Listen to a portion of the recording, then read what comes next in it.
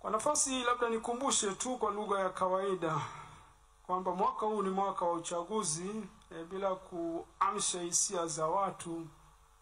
Nafikiri sisi tunaelewa nafasi yetu ya kanisa. Mapadi tufanye nini? Watawa tufanye nini? Kiongozi yeyote wa kanisa afanye nini? Kwa hiyo kimsingi sheria za kanisa ni wazi kuhusu padri au sister, kwamba mtawa, padri au kiongozi yeyote wa kanisa hapaswi kushiriki katika kampeni zozote za siasa, wala hapaswi kutambulishwa na chama chochote kwa kuvalishwa gwanda lolote la chama fulani la siasa au kiashiria chochote.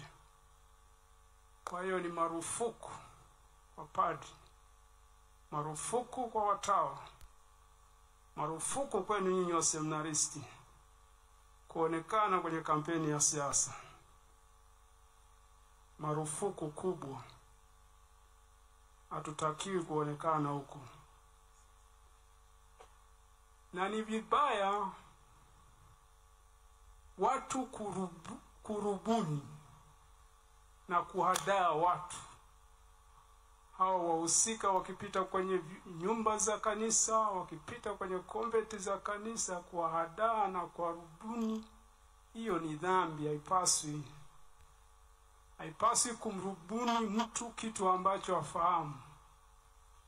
Unamkamata mnovisi, unamkamata mtawa mmoja mklara ambaye hata radio asikilizi, taarifa ya habari asomi, unamsomba tu, alafu unamwelekeza, unamfanyisha ile doctrination. Hiyo ni dhambi na ni makosa makubwa, marufuku. Kama watu wanaamini, marufuku kwenu wa seminaristi pia kuvaa t-shirt au kofia ya chama chochote cha siasa hata wakati wa mchezo. Marufuku hata kulala nayo usiku. Hata kama mgombea ni kaka yako. Silete unajisi kwenye kanisa, marufuku. Kama wahusika wanafikiri wana wafuasi huku, haina shida. Siku ya kupiga kampeni inaeleweka. Siku ya kupiga kura inaeleweka. Kama wewe ni mfuasi, basi kapiga kura siku hiyo. Isipokuwa tunakumbusha moja,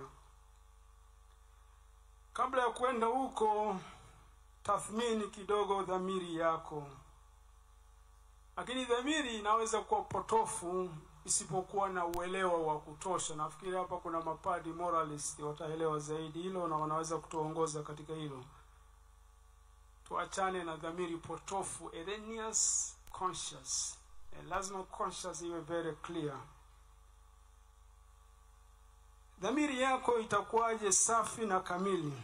Kwanza uwe na uelewa wa kutosha wa hicho unachoenda kufanya.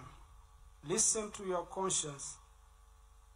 Usikilize dhamiri yako kuhusu ukweli na ile iliyo sawa, kwamba katika hili kweli ni lipi na lililo la haki ni lipi. Soma neno la Mungu likuongoze. Pitia amri za Mungu. Sali juu ya hiyo. Ihoji dhamiri yako, na hapo ufanye uamuzi wako. Tumsifu Yesu Kristo.